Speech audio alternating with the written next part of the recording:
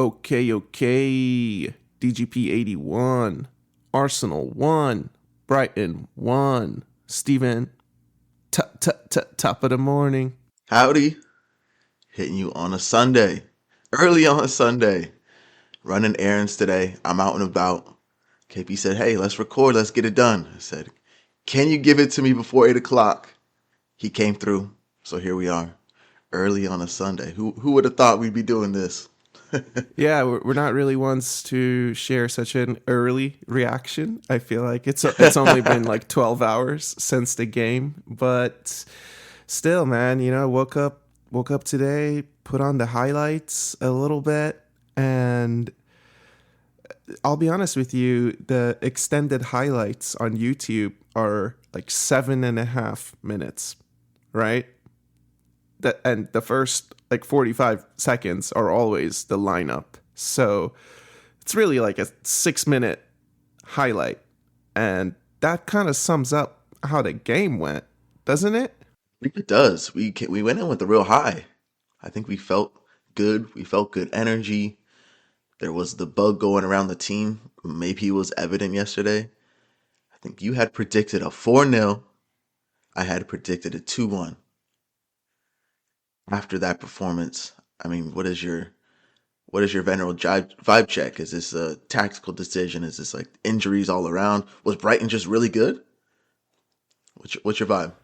Yeah, it's kind of hard, dude. As I sit here reflecting on the game, I think immediately after the game, I was upset. I was upset that we didn't go for the second goal in the first half. I felt like we scored with less than 20 minutes gone. I was excited about that. That indicated to me it could be a party today. That indicated to me the 4-0 might be in the cards. But even when you watch back the extended highlights, like after we score, we are not in a single highlight until like the 38-minute when Mikel Merino goes for a huge header on a corner and takes out Gabriel Jesus. And then like 5 minutes after that, it's another set piece highlight where Declan Rice whips it in and we don't really get a foot on it. So it's not great, Steven. And the time wasting in the first half, again, after we score. I mean, I have to be honest with you. I was browsing online and it's both fans and rivals who are now very frustrated with this time-wasting situation. And it does feel like the set pieces take a long time. I had no problem with the referee giving Ethan a yellow card. Getting quite annoyed with that. I'm even I'm sitting with my wife. She's kind of watching the game in and out. She's like, why are they taking so long? Like, why are they just putting the ball in? Like, that's a great question. I don't know. It seems to me, I think this is a tactical thing. They're being told to do this. It's like they're just waiting for the referee to give the card. Once the first card is given, it's like, all right, we'll speed things up. What benefit is it doing for us? I don't really know. The throw-ins, I think they take a lot of time to make sure we keep possession of the ball. Does it really mean a lot? I don't know. The set pieces, it's just Gabby goes over, talks to him, he comes back. The guy. It just takes a long time to get going. Silly yellow cards. I believe I saw a stat on the socials yesterday. We've gotten 9 yellow cards for time wasting this season. Top of the league. That's not a great stat. And I don't know how much of it has to do with the officials. Because like I said, I think footballing fans in general are starting to be frustrated with what they're seeing. And it's not in the Arsenal DNA. I think there's been a couple of instances in the past when Mikel Arteta has called out how this stuff isn't in our DNA, and he's been trying to instill some of these things, and it's been framed as a young team kind of learning the ropes, right? But it's not really appreciated, man. The throw-ins, there was a couple where I thought TP5 was just like standing there taking 30 seconds for a throw-in. There was one set piece that I was counting myself. I was like, bro, it's been a minute. Like, I saw the minute change, and what's happening? Is it players getting open? Is it just the setup, it's I don't know, man. It's too slow. I thought the first half there was a legitimate chance for it to be +5. Actually thought +4 was generous. It was 4 in the first half. What the second half get? Was it 2, I think. no the second half? No, we got quite a bit of time. I think it was like +6. Oh, you're right. You're right. But yeah, those Thomas Partey throw-ins, it takes a long time, and then he ends up going backwards. It's like, yeah, we keep possession of the ball. I honestly think that's what it is. They're taking so long to just be like, let's assure that we keep this ball. We've had traumatic experience of transitions on us in the past. Let's just keep the ball. We've both kind of talked about this. It's just too much for me. The conservative part of it, it's a little too much for me. I don't like watching it. And I think I would like watching it a lot more is if we were getting the results, right? If we're getting the results, and we've been kind of really high on the run part of it.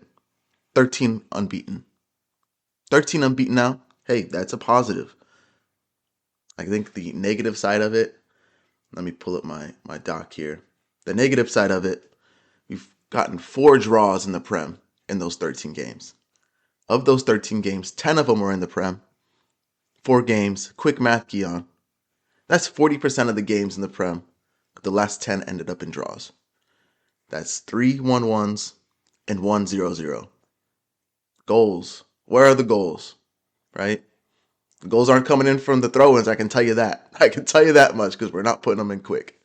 Yeah, I mean, I think in total it's 7 draws out of the 20 games that we played in the Premier League. That's too many draws. I think if you're going for the title, that is too many draws. Like, plain and simple, man. 2 losses, 11 wins, but the draws, how much of it is, well, we've gotten red cards. How much of it is we've had injuries? And how much of it is just we don't have attackers, dude? When you look back to the starting lineup, I was surprised Jorginho got the nod. I have to be honest with you. I didn't have that on my bingo card. But Kai Havertz wasn't in the lineup at all. So without him, then there's absolutely no one coming off the bench to really make an attacking difference. When Martinelli and Odegaard are both sitting on the bench, you're wondering, is that a tactical decision or are they carrying something? Are they a little sick? I don't know. But you look to the starting line and we have 5 midfielders and 2 false nines. This is a fact, okay? Ethan Nwaneri, I count him as a midfielder. J20, Declan Rice, Marino, TP5. We've seen that 4 midfielders play together in a couple of games now. I think all of them resulted in drop points. There has to be something in that, right? And Jesus, Trossard, they're both false nines, man. And Jesus, this is, he was riding his high. And what did we say? Don't get too invested in that, bro. Because what did I see this weekend, man? That's the Jesus I know. He goes, he puts in a few goals. Here he comes. He's offside like 4 times. What the fuck was that about, dude? And then he had a great chance, but he was offside. J20 played him through, but he got saved, right? It was a one-on-one. It was one where maybe he's scoring that 2 weeks ago, but maybe his little purple patch is over. We can't count on that being a person to lead the line, dude. We need an attacker in January. This game made it very clear to me. I sat here, I said 4-0, but if we want to get 4-0 results against Brighton, we have to go and do business in January. Lead the line. From that, lead the line. Having Jesus lead your line. You're going into a game, 5 midfielders. Jesus is leading the line. You tell me that, I'm not over the moon at all. I'm a little nervous. Nwaneri, Trossard, Jesus are our 3 attackers. Doesn't instill a ton of confidence. I'll be honest, lineup comes out, I still believe we can do the job. We're better than Brighton. I believe it. The midfield 3, I don't want to see that again. KP, I don't want to see it again in a Premier League game. Jorginho, Marino, Rice. Rice, I thought, had a really good game. Rice, to me, was the standout. You could tell he took that role of Odegaard as in like captain, on-field captain, right? I'm making the runs. He was the highest forward a lot of the time pressing. I was very impressed with Rice. Marino. Let's talk about Marino real quick. We came into this one saying, this is a Marino game. We're going to put our finger on him. We're going to figure out what he is. I still don't know. What a ball for the assist. First of all, what a ball. When you see that early, I think we scored in like the 16th, right? It's like, okay, maybe we're unlocking something. He's going to now be more of a creative type guy. End of the day, missed the chance. Can I call it a sitter? I don't know.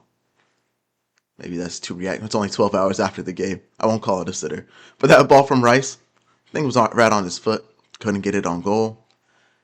Again, did he have a 6 or 7 performance? Probably not enough. Jorginho. This was not a Jorginho game, KP. Did not think he played well. Was not happy with him. Was surprised he stayed on as long as he did. Made quite a few mistakes. We're playing in our own back line quite a bit, which I thought was interesting. No long ball outlet, no Kai. Not putting the long ball forward. We're playing out of the back. New strategy, I like it. Jorginho got caught quite a few times. Not a Jorginho game. That midfield three, I'm out on that, especially with the Partey at right back. Yeah, let me chat about a few things that you raised there. One, I agree with you. Declan Rice had a good first half. I think he was also present in the second. I did also feel that there was a plan for him to be up top, pressing higher, especially their 6. I felt like his job was to kind of shut down their 6 from getting the ball. It looked really nice. J20, yeah, I don't know. Did we not check the weather? Immediately, I saw it raining. I was like, "Oh, you're gonna have a field day on this." It was a cold, rainy night. Does that favor Jorginho? I don't know. I don't think so. And he was having a tough time getting on the ball. Yeah, I saw him a couple of times upset with Waneri, telling him to make the run down the line a little bit more, to check in maybe a little bit more. It looked like he didn't have the outlet that he was looking for a few times. But I mean, we kind of expected it too with TP5, dude. You take TP5 out of that 6 and you're not going to win the midfield battle, really. He's the one who makes it click, dude. Say what you want. Say his legs are gone. I don't know. I don't think so. He makes a lot of good passes for us. And it was a difficult watch. There was moments where I felt like each team would possess and would just kind of be in their own half. Like both teams would go back to their goalkeeper quite often. But for good portions of the game, I also thought we might lose today. Like they had chances, dude, especially after 1-1. They were the team really going for it, I felt like. And something has to be said about that, man. It's their strategy was clear. You know, they rested Mitoma, for example. I was worried about him coming on in the second half the entire time against a tired Partey. They look like they just got so much more athletic after the first half. And even Trossard. I think Trossard, I was excited that he got the crowd up their feet, right? He started earning the boos super early. But, like, what did he really do? Hit high notes then. Because I don't think anybody really... It's more not great games, subpar games than are par to above par games. So we agree on Rice. I'll give Waneri a plus. I thought he shined for his 45 minutes. Came off at half for an injury. Don't love that. But I'm going to give him a plus. TP fucking 5 right back. Solid. Solid as can be. Okay? I give him respect for what he did yesterday. That's 3 players that I'm going to give shout outs to. Our 2 subs didn't make an impact. I'm very surprised Odegaard did not. Those are my three people, and we're being the way we are. But Waneri, got to give him credit. That goal was actually nice. Great ball by Marino. He brought that under. Savable, yes, but he's actually shooting. That's one of the qualms I have with the team lately. Just shoot the ball. Just shoot it. He did it. Those are my 3 players. Do you have anybody else you want to give a shout out to? No, it was good that he took that shot, dude. I did feel like he got maybe a little lucky with it going in. right? I don't think it was the cleanest strike. I don't think it was perfectly in the corner. It kind of slipped under the goalkeeper. But also when he was making that run, it was the first time where it's like we also had runners. Like Declan Rice was next to him, Jesus was crashing, Trossard was crashing. That's the only time we really saw that in the whole game. And we need more than that, dude. I think Ethan's a good player to call out. I didn't have a problem with him being subbed at half. I felt like with the yellow, before the yellow, I wanted him sub at half, to be honest with you. And even with the yellow, I just felt like the manager was saying, today's not the day to learn like what it takes to play on a yellow. So let's give you a break. I think shining stars. I mean, Marino in the first half, I'll talk a little bit more about him. I think he's a frustrating watch because at times he's solid. At times you can see what he's trying to do. You can see the technical ability. And then at times, Steven, he was turning back. He was turning back too much. There was a few times where he loves to just hold the ball under his feet and let the other players get really close to him. Maybe draws a foul. Maybe tries to spin out of it, but spins backwards. There was a few times where I just felt like, dude, can you go forward? I was upset with his lack of just movement forward, man, with the ball. Going forward, I feel like that's a general statement for a lot of folks. I still can't figure him out. I I'll give him a 6 for yesterday. Had a couple good moments. The left-hand side didn't really move that well for me yesterday. You already said stuff about Trossard. Kind of expect him to have a few moments during the game, didn't get him. Calafiori, wow, that was a big disappointment for me. I expected to see him quite a bit yesterday, did not. And then Marino, like you said, I think he is solid. He's obviously great on the ball. He can do things, but would love him to be a little bit quicker. That's probably, if I could have one complaint about him, that's it. Quicker, just a little bit quicker, a little bit faster. You had put out something on Blue Sky about the outside backs, and you had referenced Timber, and give a shout out to DC Gunner 7 here, and he said, MLS Miles Lewis Skelly. This was a Miles Lewis Skelly game. I had it written all over it. Did not come in yesterday. Didn't make an impact.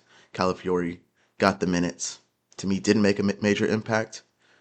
Only 2 subs at 90 minutes made yesterday. Give it to me. We always say something about the manager. What do you think? Lewis Skelly, I believe, is a good shout, but only 2 subs. I think to play Miles Lewis Skelly and Ethan Waneri, maybe that's too young of a team to put out against Brighton. So I understand the hesitation.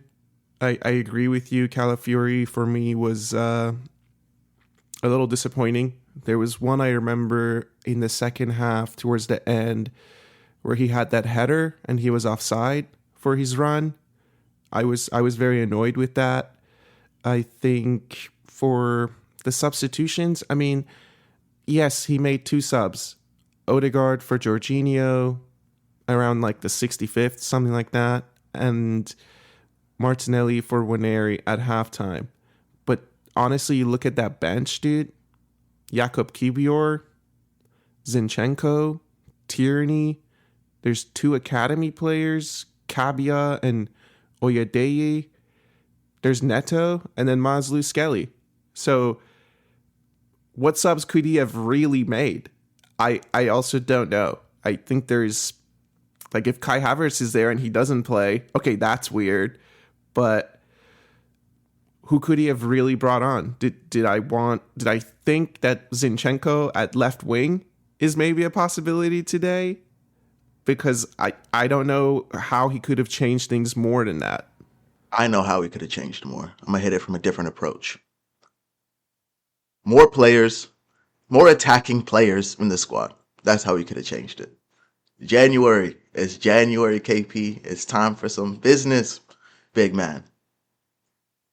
Gotta have that bench is disappointing. That's it. That's a disappointing bench. So you had Odegaard, Martinelli. Those are the two heavy hitters. The rest of it is left backs, basically. Left backs and two academy kids. I'll be honest with you. Miles Lewis-Skelly should have played for me. 2 subs. We're talking about the second half. Sluggish. It was slow. The only chances we're getting are off of set pieces. Now, tell me if that's tactical or not. I believe it was not. That's just the way we play. The way we're playing, it's slow. It's like we're playing for corners almost. No open play chances. Why not try something different? Calafiori off. Miles Lewis-Skelly's on. Nwaneri got hurt at half. Has a muscle injury. Martinelli came on. Martinelli, did he do anything for me? No. The needle did not move. Odegaard comes on. I was excited about that one. The needle didn't move. For as sluggish as we were, I'm surprised at least one more player didn't get on. Just cause. Why not? Maybe at the end of the day, do you think we settled for the point? We could have. You had said earlier, Brighton were in it. 60, 70th minute probably. They were on top of us. They were the ones creating. They were the ones going for the win, it felt like, going for the 3. It almost felt like we were just like, hey, let's take our point and get out of here. Let's go home. This isn't our day. I want to say you can respect that. It is at Brighton. You told me 2 weeks ago we're going to Brighton. Here's your list of games. That's when I would have chosen as our draw. Right? It's just a tough game. So on one hand, I'm like, it's fine. I'll take a point at Brighton. But on the other hand, I didn't really see enough for us looking like we're going for 3.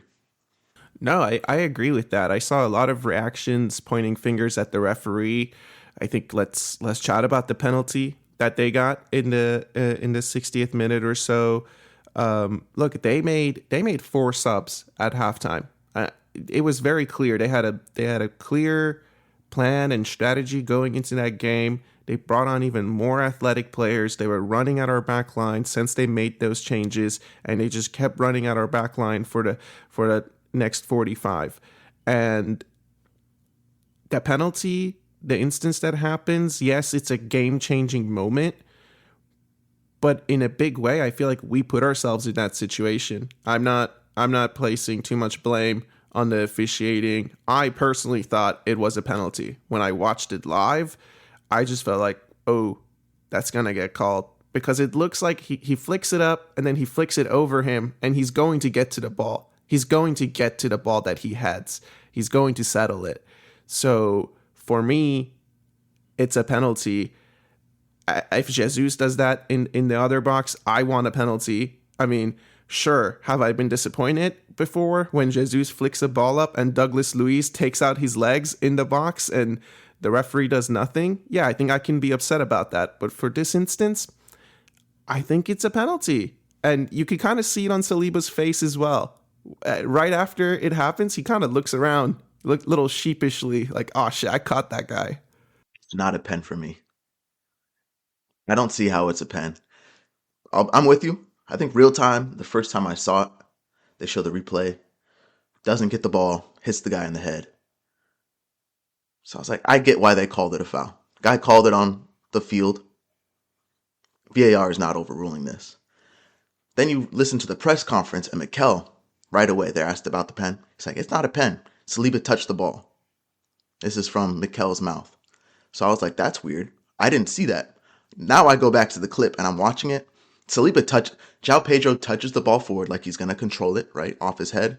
It flicks off of Saliba's head. The trajectory of the ball changes. The rotation of the ball changes.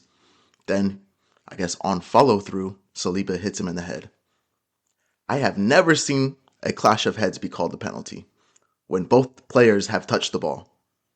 Is that not fair play? It's a clash of heads. This isn't a late tackle. How often have we seen somebody shoot a ball, then get kicked afterwards? No call, right? So you're telling me this is the first time I've ever seen this in my life as a footballing fan, where someone wins, is challenging for a header, touches the ball, subsequently hits somebody in the head, and it's a penalty? Again, I feel like the league just loves gaslighting us into thinking things. You cannot argue that to me. The first time I've ever seen this in my life, he touched the ball. He touched the ball, KP. Like that is, to me, it's simple as that. I guess what I really struggle with is, again, what is the point of video if you don't send the center official to go and see the video? I don't get it, right? Because I agree with you. Once he made the call, there was no changing that call unless he goes and sees it for himself. You're not calling down from the top to say, "Ooh, you should change your call."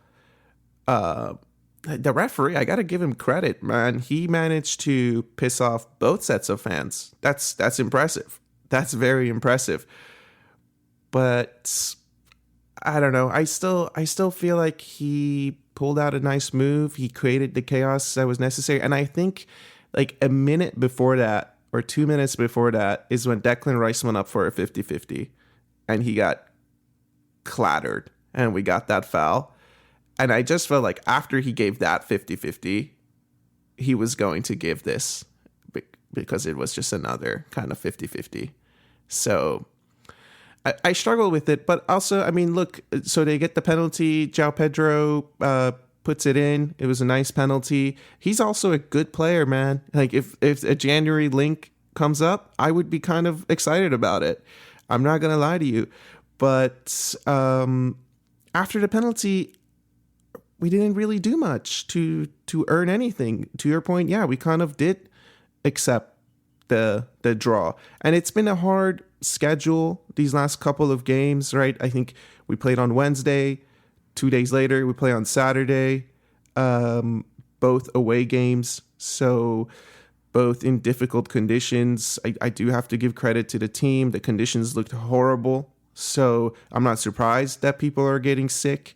I think, you're playing in a lot of rain and cold and you're running around a lot. So things are bound to happen. But ultimately you can just expect drop points, man, with that kind of lineup, bro. I don't know what to tell you. 5 midfielders. I don't know what you expect, dude. I didn't expect anything more. They just looked faster. They looked more athletic. They looked like they wanted to win the game. And us, not so much, man. I mean, even the back line, I think Saliba, a little shaky. I think David Raya was a little shaky yesterday. He was starting to upset me a little bit, man. Yeah, there just isn't.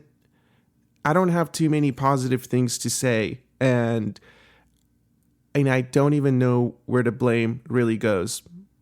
For me, there's no blame. And I go back to what I had said, like, this is a game you can see us drawing. Brighton away, this is a game I can see us drawing. Brighton at home, that's 3 points. We drew that game. Fulham, home and away, we got to win those. Didn't do it.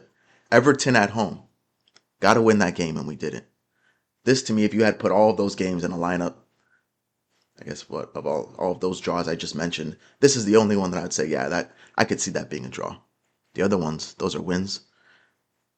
A lot of our other draws, I have this sense of we should have won. We were on top of them. It wasn't really, it's more of us dropping points than them and them earning the point. This one felt like a stalemate. Fair result in a draw, yeah? I didn't feel like we had the opportunities to win the game. Of course, we were up. Brighton were always in it. They were always putting us in danger. They got their penalty. They got their point. They were the ones driving for the 3. We took our point. We're going home. It's that kind of season, man. When you're pulling off Martinelli, Odegaard as your 2 only subs on the bench, like impact subs. When those are your only 2 guys, no Havertz available. That kind of put us in the mud a little bit. No Saka, man. Think about that. No Saka. I take the point. Positives, no. Games like this happen in a season. Every single season. Every team has games like this. Just wasn't our day. The luck wasn't written for us at all. If the penalty goes the other way, do Brighton still get an equalizer? I don't know. I'm going to say hopefully not, but it doesn't matter. It is what it is. I think we take our point and go to next week, man.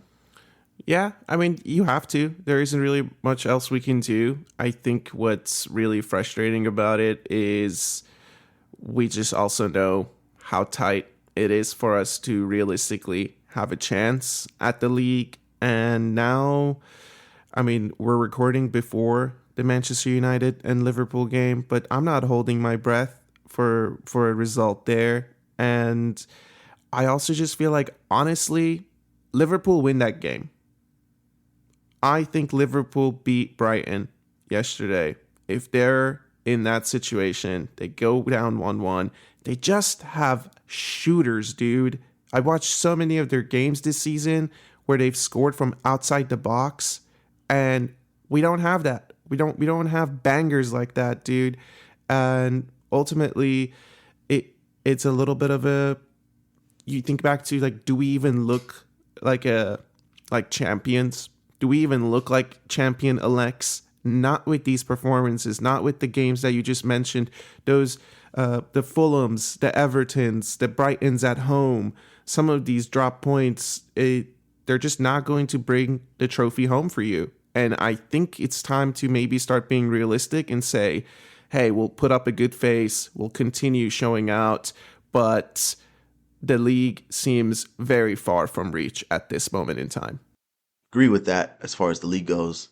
We like to talk about the other competitions. I'm still all in on them, but those feelings for the league have kind of really diminished. I'd like us to stay in second position just to show what we're about, have good performances. I kind of want to get your opinion on the 4D chess. I believe that Mikel might be playing because he's that kind of guy. He's got that big brain under that Lego head. So, 5 midfielders yesterday, 2 attackers, and Trossard and Jesus.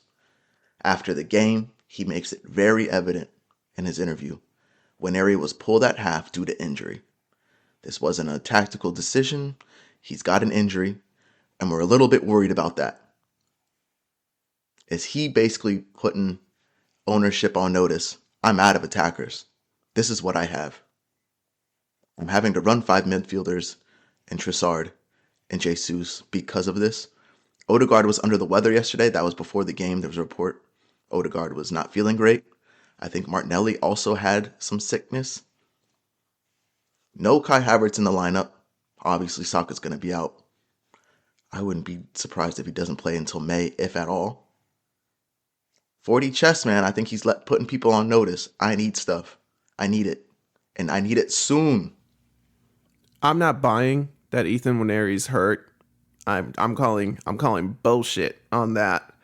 But I am. It's the 4D chess? I am. But I do feel like, yeah, the message is pretty clear because, like, these are my 3 forwards, and as you can see, they can't get us over the line. The results will end up 1-1. They will end up 0-0, and you got to score to win the games. So no matter how much we try to minimize all risk margins, it's not good enough. Okay. And I do think there is a message to the ownership. I do think there's a signal that more is needed.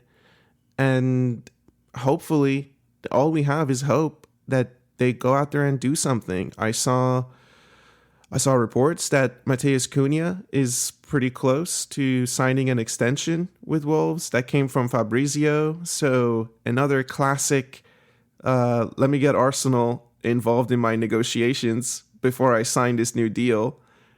And now I really don't know. I don't know where the leads are. I don't know if a player is going to walk in.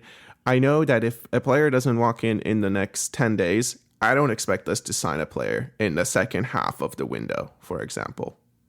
One link that I've seen, I'm going to say the only link that I've seen other than Cunha is Kubo, the Japanese player. He plays in La Liga. I think he's a player that had like really high potential. I believe he's still kind of youngish. People seem to say good things about him. I'd be okay with that. I honestly would be okay with that. I've made it clear. I just want an attacker. I don't need it to be a big name. I don't need it to be big money. I really just need a body to put in. I can't be having a bench like this, drawing a 1-1 game and only having 2 subs come off the bench that can create. That's not good enough. Looking forward to next week. We are home to Newcastle on Tuesday in the Cup, and then we play on Sunday in the FA Cup third round at home against United. I expect us to go really strong for the semi and really take off the FA Cup. That's just what I see happening. There's a rest that's going to happen. That's it. Sunday against United in the third round of the FA Cup. I can see Mikel saying, put the dogs in the cages, put them in the kennel. We're putting out the young pups instead. If that's ever going to happen, I can see it for that game. Newcastle, I really hope we go strong with a strong lineup. Whoever's available does play. And 10 days, that's what it's today, the 5th. So you're expecting by the 15th. That's that Monday, I believe, after Sunday's game. Sunday's game's on the 12th. So it'd be next week. Yeah, next week, next Wednesday. I think if by next Wednesday we haven't had an announcement, don't expect one. That's just where I sit on it. That's what I've experienced before as a veteran Arsenal fan. So I think put that in the bin, man. Newcastle on Tuesday, I agree with you. It has to be a strong squad. I expect the back line to be Maslow Skelly. I expect him to get back in the lineup. I think Calafiori needs a rest. It looks a little shaky out there at times, man. I think Timber obviously gets back in the lineup, and that allows TP5 to go in the middle. Knowing Mikel, I wouldn't be surprised if we see a TP5, Marino and Rice midfield, because why not? Like we have to go big. And it seems like he's okay living without creativity for 45 minutes, for 70 minutes. So the forward line, yeah. I mean, let's see. I expect it to be Martinelli, Jesus, Trossard. If Havertz is healthy, I hope he returns back to the side. And for a result, honestly, at home, after what we just saw, after the huge run that Newcastle are on, I'm not sure if Newcastle are going to prioritize the league because they have to get fourth place now. Maybe they rest a few players. I doubt it. They have some dogs that can just go back to back to back. So expect a strong team from them as well. And I still think we have to score 2 goals. I think we have to score 2 goals, and it has to be a 2-0. We have to win the game by a margin of 2 goals to take that into the second leg and feel comfortable. If it's a draw, I am not feeling good about the second leg of that semifinal. Absolutely heard. 2-goal margin is what it's going to take in my book. Take a 2-goal lead into St. James Park. Dare I say, park the bus. That's the tactic I see happening. We go for it on Tuesday. Let's see what the result is. If it is a draw, I just can't see us going to St. James Park and winning that game. Newcastle's form is incredible right now. They're on fire. They're absolutely on fire. Isak can't stop scoring. He just can't stop. They look really, really good. It's a tough schedule, man. I'm looking at our games recently. I mean, so we played Wednesday, Saturday, Tuesday. Injuries, sickness. It's just not looking good for us. If we can get a 2-goal margin, I really hope we go for it on Tuesday. I do ask that. Let's go for it. If we don't get the result, we don't get the result. But show me you're trying. Yeah? As a fan, that's what you can ask. Show me that you're trying for it. Let's put out a strong lineup, see what happens. Yeah, let's see it, man. And I think Manchester United will probably do a reaction to the Newcastle game. So let's see how it goes before we start getting ahead of our skis, man. I think maybe for this one we can leave it there unless there's anything else you want to get on the pod today. I'm good. 10 days. You heard it. You heard it, folks. 10 days. Let's get a sign in. Yeah, start your countdown. Get it in the door, Mikel. Come on, man. Thanks, everyone, for spending time with us. Enjoy the rest of your weekend. Enjoy the week ahead and the match on Tuesday. We will see you on the other side. Be easy.